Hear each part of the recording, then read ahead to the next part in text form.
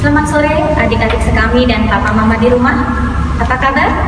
Senang sekali kita bisa jumpa dalam acara Bina Iman online bersama Skami Mataram. Tak terasa kita sudah memasuki bulan ke-8 di tahun 2020 ini. Ada yang tahu di bulan Agustus ini kita merayakan peristiwa iman apa? Ya, benar adik-adik. Tanggal 15 Agustus kita merayakan peristiwa iman Maria diangkat ke surga. Gereja percaya bahwa Allah mengangkat Maria ke surga karena peranannya yang luar biasa terhadap karya penyelamatan dan penebusan Kristus. Kita diajak oleh gereja untuk merenungkan perbuatan besar yang dikerjakan oleh Allah bagi kita umatnya melalui perantaraan Bunda Maria. Karenanya kita mengambil tema Ave Maria. Maria.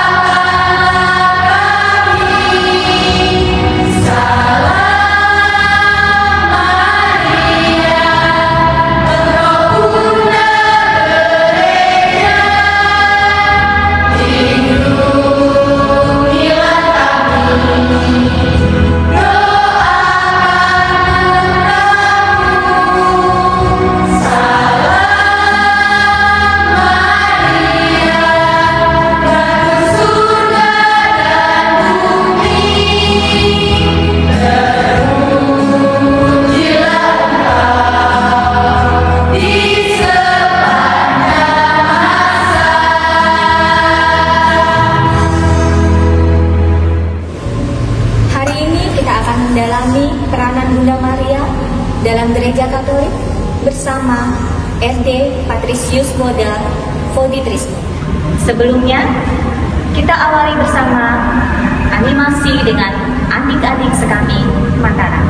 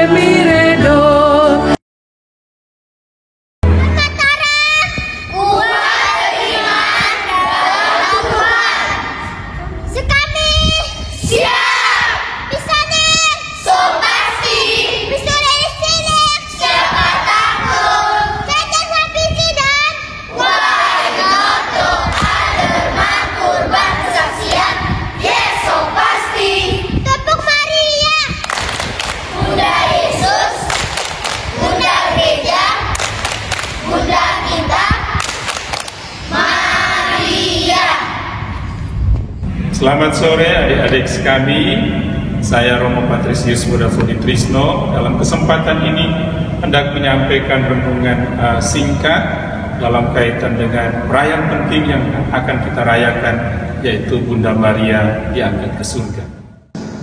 Pertama-tama Romo hendak bertanya kepada adik-adik, kira-kira kapan perayaan itu diadakan atau dirayakan? Tentu kita semua lupa, tetapi sekali lagi Romo mau katakan, perayaan itu akan kita rayakan pada tanggal 15 Agustus dalam setiap tahun. Yang menjadi pertanyaan kita, mengapa Bunda Maria itu diangkat ke surga? Dan bagaimana kisah-kisah dalam tradisi Gereja Katolik untuk menjelaskan tentang kehidupan Bunda Maria ketika Yesus itu naik ke surga? Di manakah Bunda Maria? Sekali lagi, pertama, Bunda Maria adalah ibunda Yesus.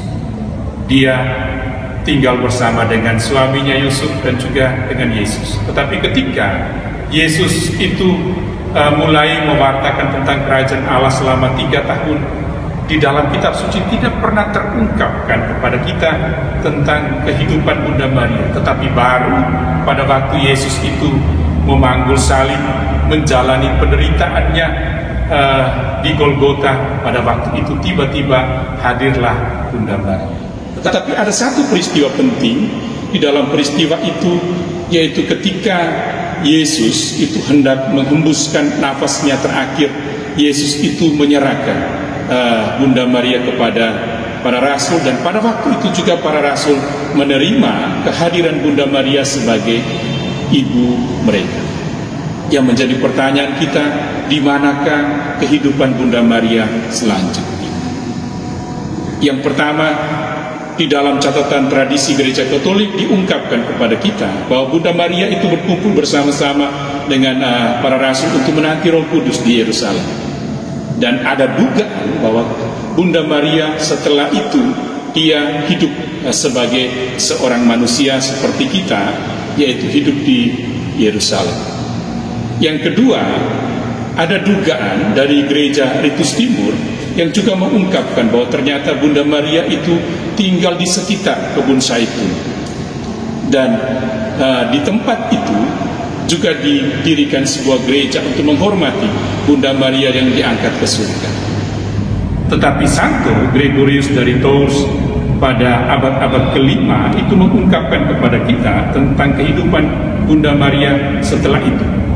Setelah kematian Yesus, yaitu Bunda Maria hidup sebagai seorang wanita, kemudian dia akhirnya menemukan ajalnya, meninggal, dan ketika meninggal itu para rasul datang berkumpul untuk apa?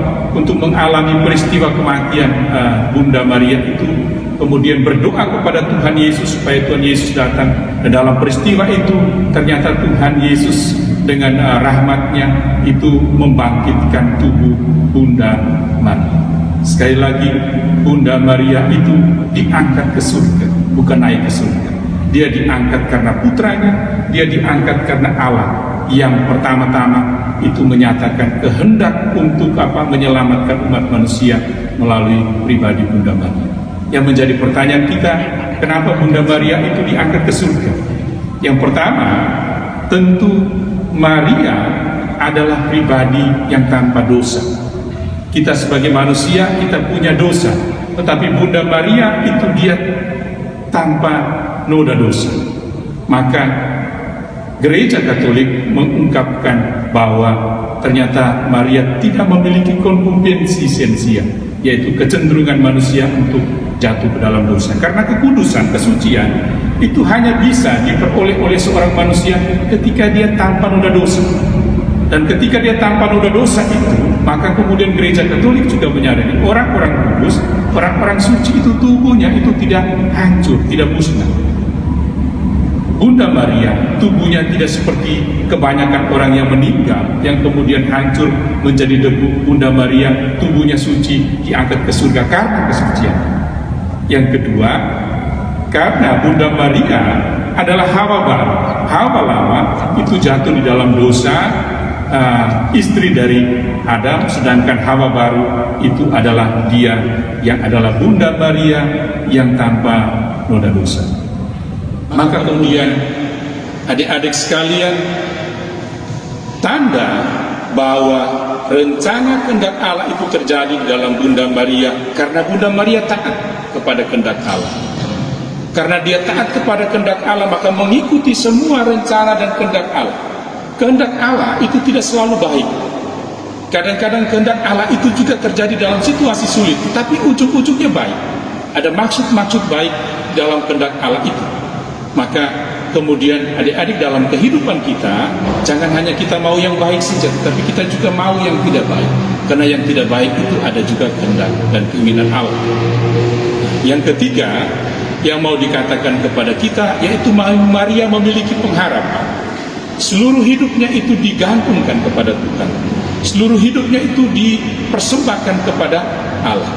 Maka kemudian karena dia percaya, dia mempersembahkan hidupnya kepada Allah di dalam seluruh hidupnya, maka kemudian dia itu dianggap sebagai orang yang termulia di antara semua wanita, di antara seluruh umat manusia. Maka kemudian dia mendapat tempat yang istimewa. Yang keempat yang mau dikatakan kepada kita, yaitu Bunda Maria adalah bunda yang saleh. Bunda Maria adalah bunda yang saleh bukan karena ketika Allah itu menyatakan kehendaknya kepada diri, tetapi jauh-jauh sebelumnya ketika dia masih kecil, dia adalah orang yang saleh, orang yang suci. Karena kesucian itu maka Allah memilih dia untuk menyerahkan putranya untuk dibesarkan, dilahirkan oleh Bunda Maria. Maka kemudian Bunda Maria disebut sebagai tabut perjanjian Allah, karena di dalam dirinya terkandunglah Yesus Kristus yang menjadi sumber keselamatan. Adik-adik, ini penjelasan singkat, informasi singkat dalam kaitan dengan Bunda Maria diangkat ke surga. Yang pertama, bahwa Bunda Maria mengalami kehidupan seperti kita semua, yaitu hidup dan kemudian mati. Tetapi ketika Bunda Maria hendak dikuburkan, rahmat Allah turun atas dia dan mengangkat tubuhnya untuk mengalami persatuan bersama-sama dengan putranya Tuhan kita Yesus. Dan itu juga dinyatakan di dalam kitab Wahyu bahwa ada seorang wanita suci yang bertata di dalam kerajaan surga. Terima kasih atas kesempatan ini. Romo berharap renungan singkat ini bisa memberikan pemahaman kepada adik-adik semua tentang Bunda Maria diangkat ke surga. Baik adik-adik sekami dan papa mama di rumah, demikian tadi penjelasan dari Romo Boda tentang peranan Bunda Maria dalam Gereja Katolik.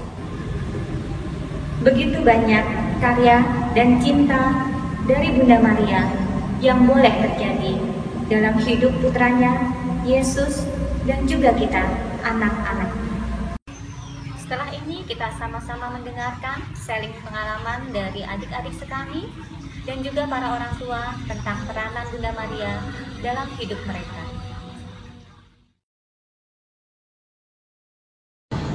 Selamat sore teman-teman. Hari ini saya akan sharing sedikit tentang peran Bunda Maria dalam kehidupan sehari-hari saya. Bunda Maria yang kita ketahui sebagai ibunda dari Yesus Kristus dapat kita teladani dari sifatnya, perlakuan, dan kehidupan sehari-harinya. Bunda Maria yang merupakan wanita yang tabah, sabar, penyayang, rajin berdoa, dan lain-lain. Salah satu contohnya, kepatuhan Bunda Maria terhadap Tuhan saat mengandung Tuhan kita Yesus Kristus dan melahirkannya di kandang domba. Hal tersebut dapat kita ambil pelajarannya bahwa Bunda Maria adalah salah satu orang yang sungguh amat sangat patuh kepada Tuhan. Kita juga harus patuh kepada Tuhan dong.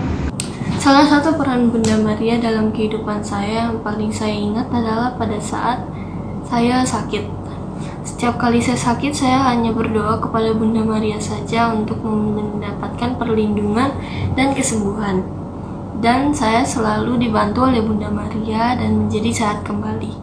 Maka dari itu teman-teman, kita harus meneladani Bunda Maria dalam kehidupan kita, menjadikannya contoh agar kita dapat menjadi lebih baik. Dalam kehidupan sehari-hari, saya dan keluarga sering mengandalkan Bunda Maria dalam kehidupan melalui doa rosario contohnya. Seperti saat gempa tahun lalu di Lombok, saat saya dan keluarga merasa kebingungan, kami memilih untuk melakukan doa rosario. Dan dari situ kami mulai tekun doa rosario setiap hari dan setiap malam. Contohnya juga sekarang saat pandemi wabah corona ini, saya dan keluarga tetap berdoa rosario setiap malam, memohon perlindungan dan pertolongan dari Bunda Maria untuk melindungi kami sekeluarga dari wabah corona ini agar diberikan kesehatan. Demikian sharing saya mengenai pengalaman Bunda Maria dalam hidup saya. Semoga teman-teman di rumah juga selalu senantiasa untuk berdoa rosario dan memohon pertolongan dari Bunda Maria. Demikian tadi sharing dari dua adik kita, Alexa dan Sheila, yang begitu merasakan besarnya kasih Bunda Maria dalam setiap permasalahan yang mereka hadapi. Kini kita akan mengikuti bersama prosesi penyerahan puntung bunga hasil kreativitas dari adik-adik sekami sebagai persembahan dan penyerahan diri, serta doa mohon perlindungan kepada Bunda Maria.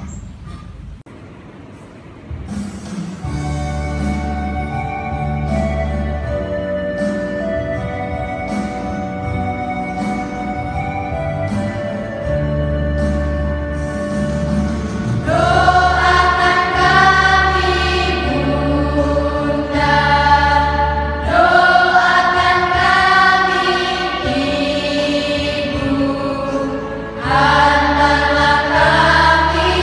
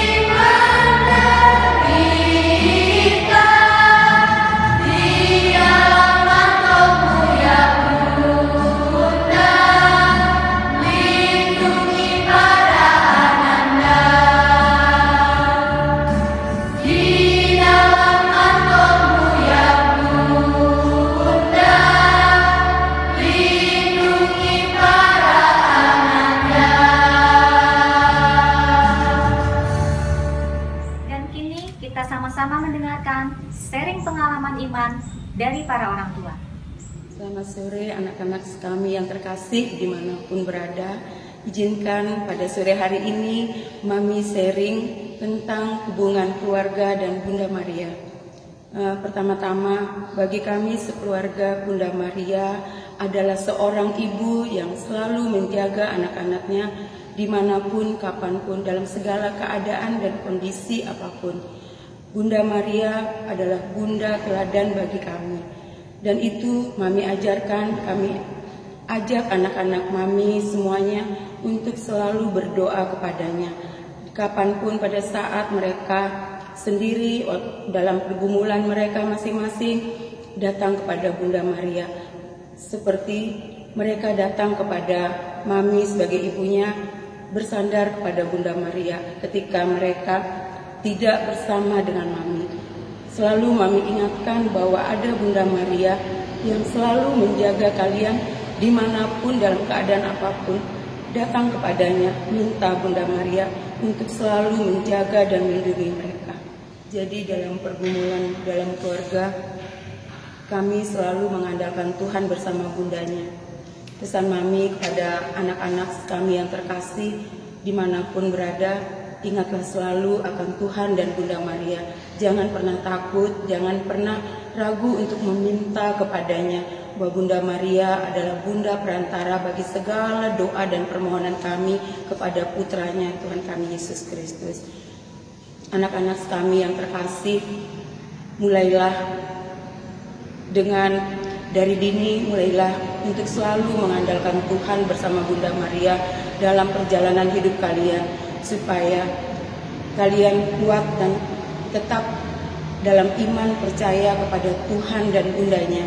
Jadi jangan pernah takut dan ragu meminta kepada bundanya di dalam Tuhan. Sebab Bunda Maria dan Tuhan tidak akan pernah meninggalkan doa-doa kita.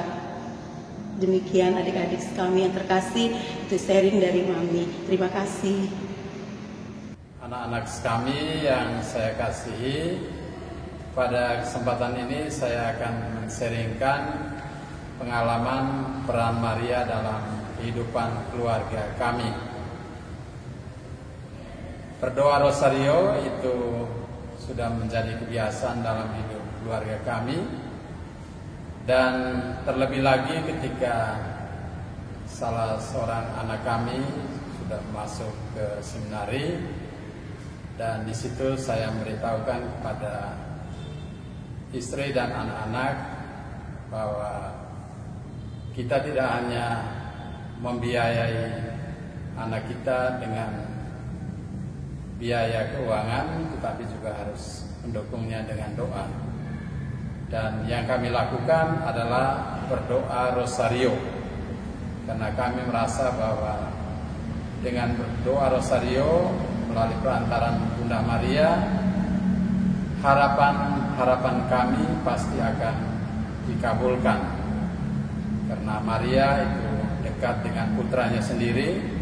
Seperti kita ketahui pada saat pesta di Kana, Maria mempunyai peranan yang sangat penting, memohon minta kepada putranya untuk membantu kedua mempelai yang kehabisan anggur.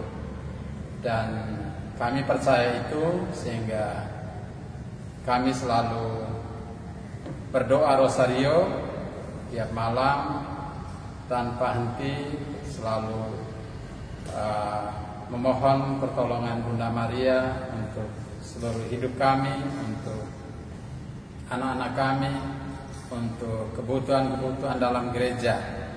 Jadi dalam doa rosario kami tidak hanya mengutamakan diri kami sendiri, tetapi juga untuk kepentingan gereja, untuk kepentingan masyarakat.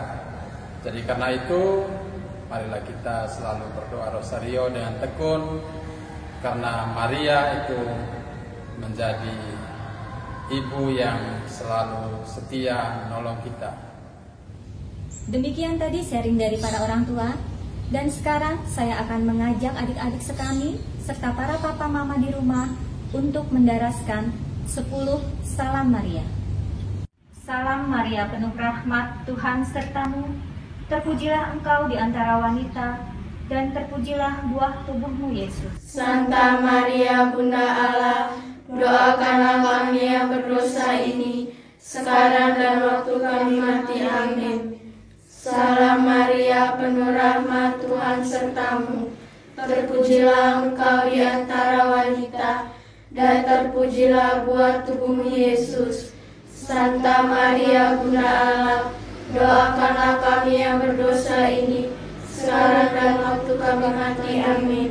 Salam Maria, penuh rahmat, Tuhan sertamu. Terpujilah engkau di antara wanita, dan terpujilah buah tubuhmu Yesus. Santa Maria Bunda Allah, doakanlah kami yang berdosa ini, sekarang dan waktu kami mati. Amin. Salam Maria, penuh rahmat, Tuhan sertamu. Terpujilah engkau di antara wanita, dan terpujilah buah tubuhmu Yesus. Santa Maria Bunda Allah, doakanlah kami yang berdosa ini, sekarang dan waktu kami mati. Amin. Salam Maria, penuh rahmat, Tuhan sertamu. Terpujilah engkau di antara wanita, dan terpujilah buah tubuhmu Yesus. Santa Maria Bunda Allah, doakanlah kami yang berdosa ini, sekarang dan waktu kami mati. Amin. Salam Maria, penuh rahmat, Tuhan sertamu. Terpujilah engkau di antara wanita, dan terpujilah buah tubuhmu Yesus. Santa Maria Bunda Allah, doakanlah kami yang berdosa ini, sekarang dan waktu kami mati. Amin. Salam Maria, penuh rahmat, Tuhan sertamu.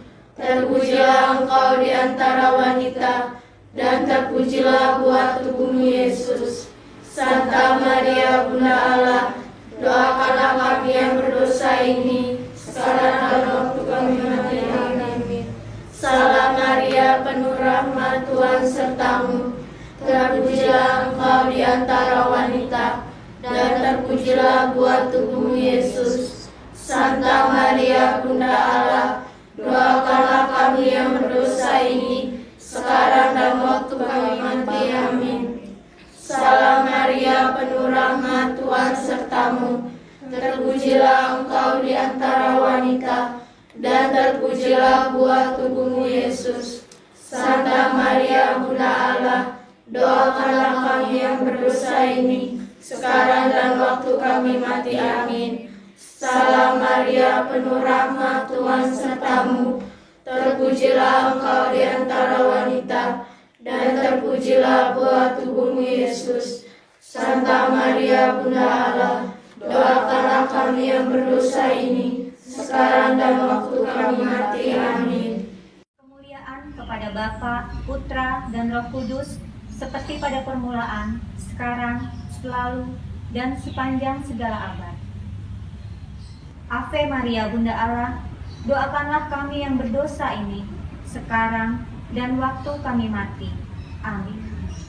Kini saya mengajak adik-adik dan papa mama di rumah untuk mempersembahkan diri dan wujud doa kepada Bunda Maria untuk berakhirnya masa pandemi virus corona ini di dunia, khususnya di Indonesia.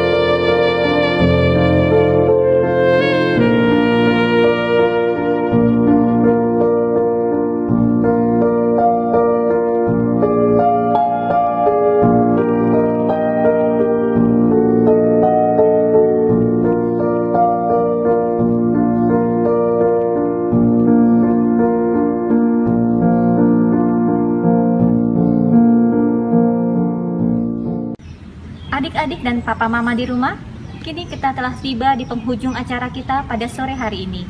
Dan pesan yang dapat kita ambil adalah kita harus senantiasa berdoa, menyandarkan segala pergumulan hidup kita pada Tuhan dan Bunda Maria.